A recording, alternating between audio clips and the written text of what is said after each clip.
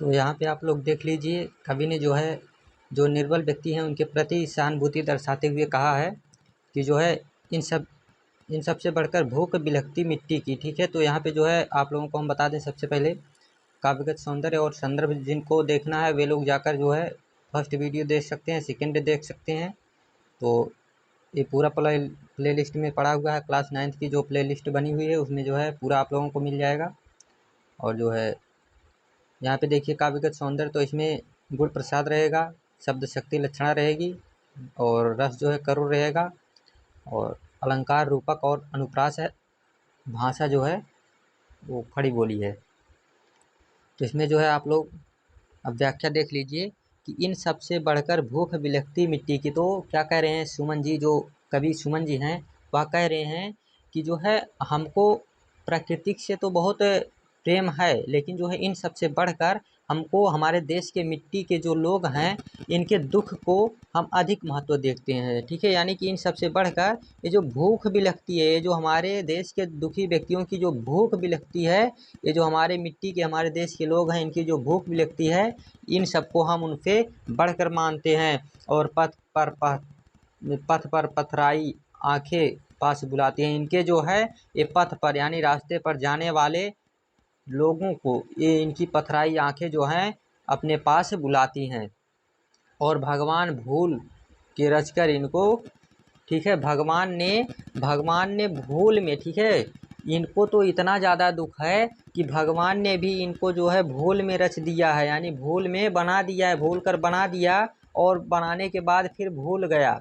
और इनकी हड्डियों पर, ठीक है, इन व्यक्तियों के हड्डियों पर धर्म ध्वजा फहराती है। हमारे देश की धर्म ध्वजा इन निर्धन व्यक्तियों के हड्डियों पर फहराती है, क्योंकि जो है ये किसी के सामने आवाज़ नहीं उठा सकते हैं, क्योंकि ये लोग इतने निर्बल इतने निर्धन हैं कि ये लोग जो है किसी के सामने आवाज़ नहीं उठा सकते हैं।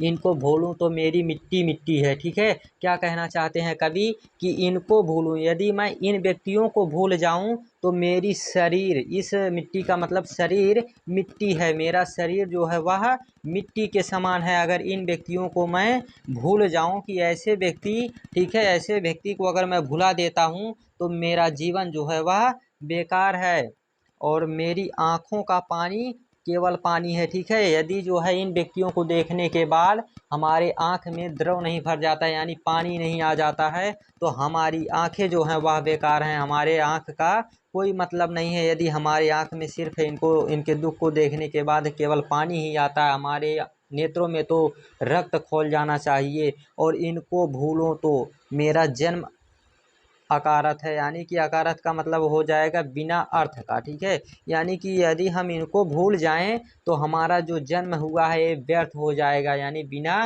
काम का हो जाएगा। और मेरा जीवन मरण की मूक कहानी है, हमारे जीवन की, ये जो हमारा जीवन है यह जीवित रहना, ठीक है, मरे हुए के समान हो जाएगा। यदि जो है हम ऐसे व्यक्तियों को भूल जाते हैं तो मूक का मतलब शांत होना होता है, यानी शांत हो जाएगा, मरे हुए के समान एक कहानी की तरह हो जाएगा। और मैं देख रहा हूँ तुम जिनको फिर भूल चले। ठीक है, क्या कह रहे हैं कि मैं देख रहा हूँ तुम इनको फिर भूल चले। अब क्या कहना चाहते हैं, कहना चाहते हैं सरकार को ये जो है कहना चाहते हैं कि लोग जैसे डांटते हुए कहते हैं वैसे ही यहाँ पे कवि कह रहे हैं कि मैं देख रहा हूँ, मैंने देखा है कि तुम इनको फिर भूल चले, तुम लोग इनको ही फिर भूल जाते हो, इन्हीं निर्धन व्यक्तियों को फिर से भूल जाते हो और अपने अपने बातों में सिर्फ क्या करते हो तुम लोग। कवि जो है वही सरकार को कहना चाहते हैं कि तुम इन गरीब व्यक्तियों को फिर भूल जाते हो, तुम लोग सिर्फ इन निर्धन व्यक्तियों को अपने बातों में बहुत बहलाते हो, यानी कि बातों में सिर्फ बहका देते हो, इनको जो है इनके लिए कोई सहायता नहीं करते हो।